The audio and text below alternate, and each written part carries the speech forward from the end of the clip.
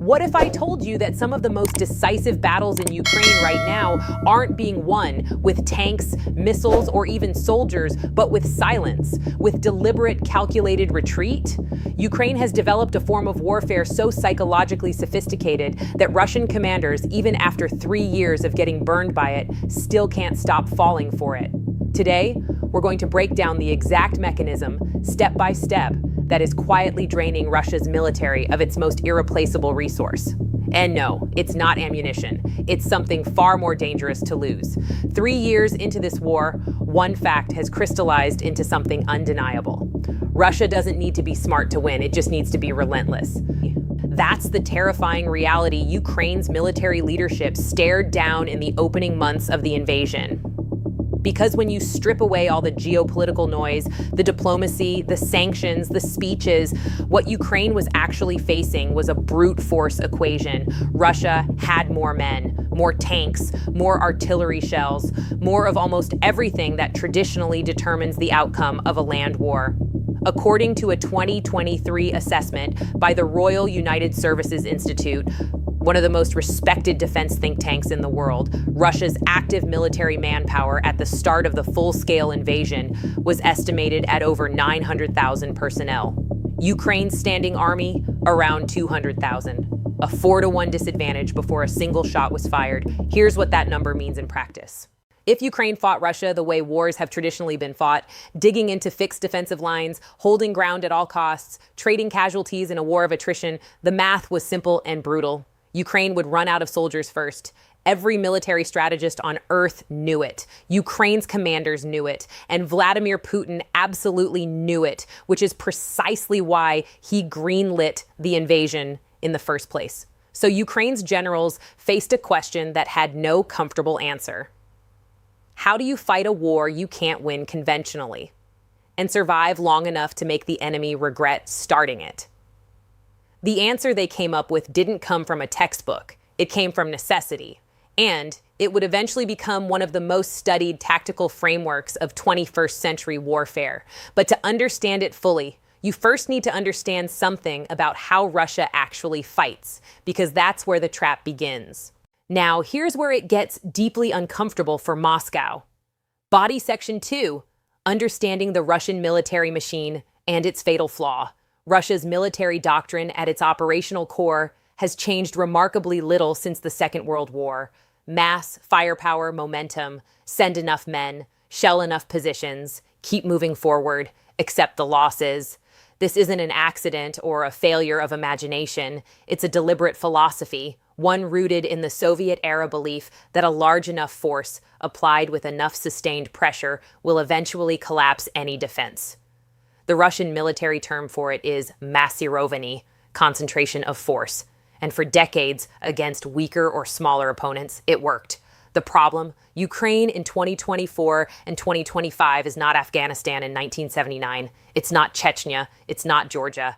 According to a detailed battlefield analysis published by the Institute for the Study of War in late 2024, Russian assault tactics at the squad level have shown almost no evolution since the early months of the invasion. Small infantry groups, typically between 30 and 60 dismounted soldiers, are still being pushed forward toward Ukrainian defensive positions with the same predictable patterns. Probe the line, find a gap, push through, consolidate, repeat. The Institute noted something particularly damning. In analyzed engagements from the Donetsk front, Russian assault squads were observed repeating identical approach routes to contested positions, even after previous squads had been destroyed using those same routes. Same roads, same tree lines, same fields, different soldiers, same result. A senior Ukrainian military officer speaking to the Kyiv Independent in January 2025 put it with characteristic bluntness. They are not learning, they are just sending more. That predictability, that rigid, almost mechanical insistence on repeating the same tactical approach regardless of outcome, is not a bug in Russia's war machine. According to analysts at the Center for European Policy Analysis, it is a structural feature of how the Russian military processes battlefield information. Intelligence from the front is filtered, distorted, and sanitized as it moves up the command chain. By the time it reaches decision makers, the catastrophic failure of a particular assault pattern has been reframed as a minor setback requiring more force, not different tactics. Putin, by most credible accounts, receives a version of this war that bears only a passing resemblance to what is actually happening on the ground. And Ukraine has learned to weaponize that gap between Russian perception and Russian reality. This is the critical point. Pay attention to what comes next. Body Section 3, the architecture of the trap, how Ukraine built a system to destroy Russia's army without losing its own. What Ukraine developed wasn't a single tactic. It was a system, an integrated, drone-enabled, intelligence-driven killing architecture designed to do one specific thing: make Russia pay the maximum possible price for every meter of ground it touches, while keeping Ukrainian casualties as close to zero as possible. Here's how the system actually works. And this part, most analysts outside of specialized defense circles have consistently underreported. It starts not on the battlefield, but weeks before any assault begins. Ukrainian combat engineers, working from detailed drone surveillance data, construct what military planners call channelization networks. Using a combination of anti-tank mines, concertina wire, anti-personnel obstacles, deliberately collapsed structures, and in some cases, controlled terrain flooding, they shape the physical landscape of the battlefield, not to stop Russian movement and to direct it, to funnel it. Think of it as designing a maze, but one where every path eventually leads to the same exit, and Ukraine owns that exit. According to a November 2024 report by Defense Express, Ukraine has become one of the most sophisticated practitioners of this kind of pre-battle terrain modification anywhere in the world. The report noted that in several sectors of the Zaporizhia and Donetsk fronts, Ukrainian engineering teams had constructed obstacle networks stretching up to 4 kilometers in depth, not to create an impenetrable wall, but to control precisely where Russian forces would concentrate when they pushed forward. Once the trap is set, the bait comes in. Small Ukrainian forward units, often just a handful of soldiers, take up positions inside the kill zone.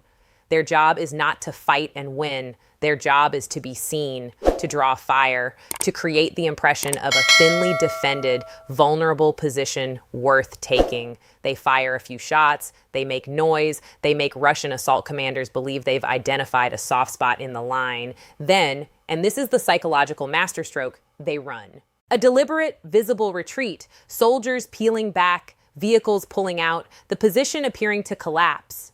To any Russian commander watching through a drone feed or receiving a radio report from his forward scouts, it looks like exactly what they've been trained to exploit: an opportunity, a gap, a moment of Ukrainian weakness. So they commit.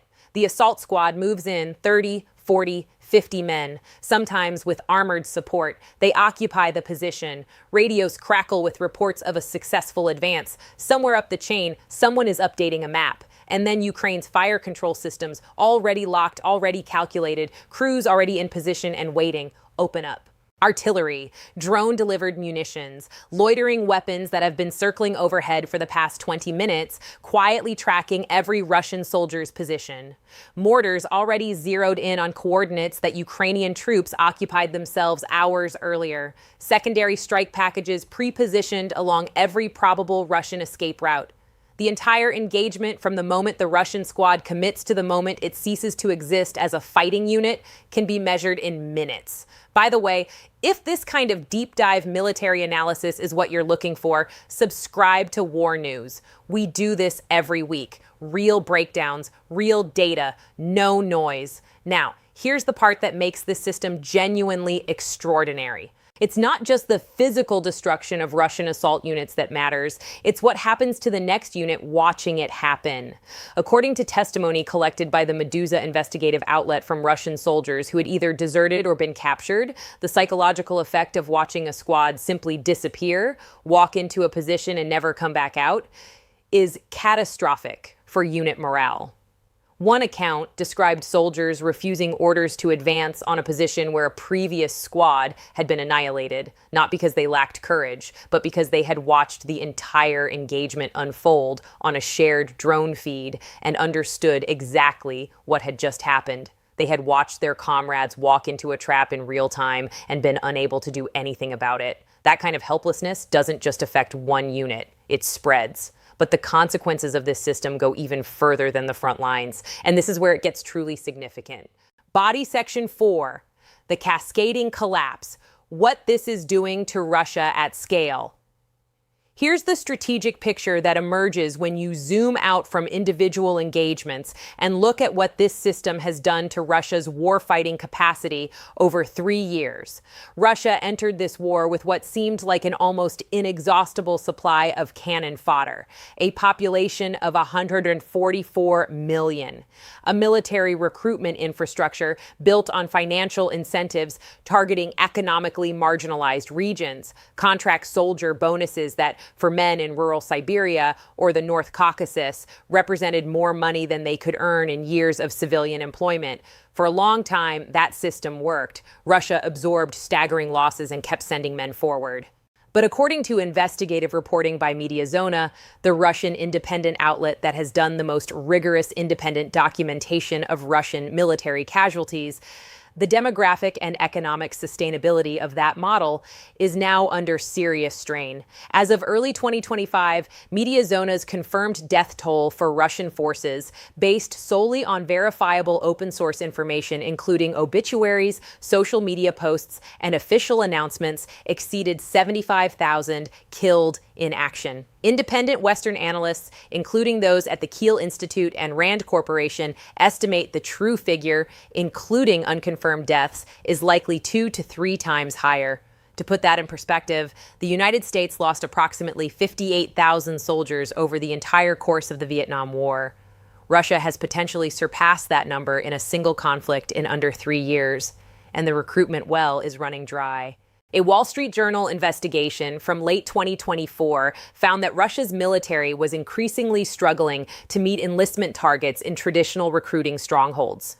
Regions that had historically provided large numbers of contract soldiers were seeing sharp declines in volunteer rates. The men who were willing to fight for the financial incentives had largely already gone, and many had not come back. What remained was a population increasingly aware of what enlistment actually meant. The Kremlin's response has been to raise the financial incentives further, increase pressure on regional governments to meet recruitment quotas, and expand its shadow recruitment networks, including, according to reporting by Reuters, continued use of prisoner recruitment programs, even as official statements suggested these had been wound down. None of this addresses the fundamental problem. Russia is losing men faster than it can replace them with soldiers of equivalent training and cohesion. The units being deployed in 2025 are, by multiple credible accounts, significantly less prepared than those deployed in 2022. Training timelines have been compressed, equipment quality has degraded, and the institutional military knowledge lost with experienced NCOs and junior officers, the backbone of any functioning army, simply cannot be rebuilt quickly. Ukraine's kill trap system is specifically designed to exploit all of this. By targeting small assault units, the very force structure Russia depends on for its incremental territorial advances, Ukraine is not just killing soldiers. It is systematically destroying the organizational tissue that holds Russia's frontline forces together. Every squad that walks into a kill zone and doesn't come back is a squad of experienced fighters gone, a squad leader dead, a radio operator dead, soldiers who had learned, however painfully, how to operate in a drone-saturated battlefield gone, replaced eventually by men who haven't. Remember the captured soldier from the beginning, the one who said, "We knew it was a trap, we went in anyway." That statement isn't evidence of courage. It's evidence of a military system so rigid, so top-down, so resistant to tactical adaptation that individual soldiers can see their own destruction coming and still lack the institutional framework to do anything but obey.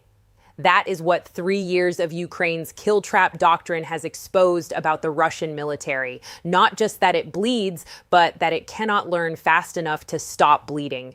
Conclusion. So here's the bottom line. Ukraine cannot match Russia in raw numbers. It has never tried to. What it has done instead is build a system specifically engineered to make Russia's numerical advantage irrelevant by turning that advantage into a liability.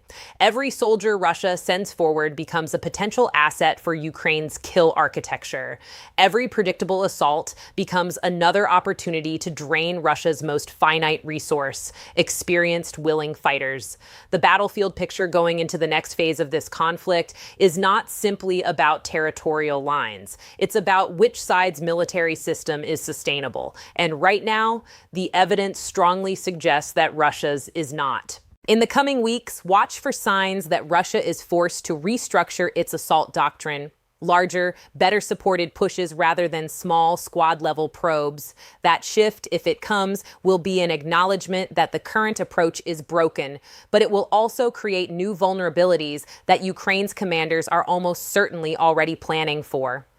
If you want to understand the next major flashpoint in this conflict, the sector where this dynamic is playing out most critically right now, and watch our deep dive on the Donetsk front's shifting pressure points. The situation there is moving faster than most coverage suggests. And if daily, serious military analysis is what you're looking for, subscribe to War News, no fluff, no propaganda, just the clearest picture of what's actually happening on the ground.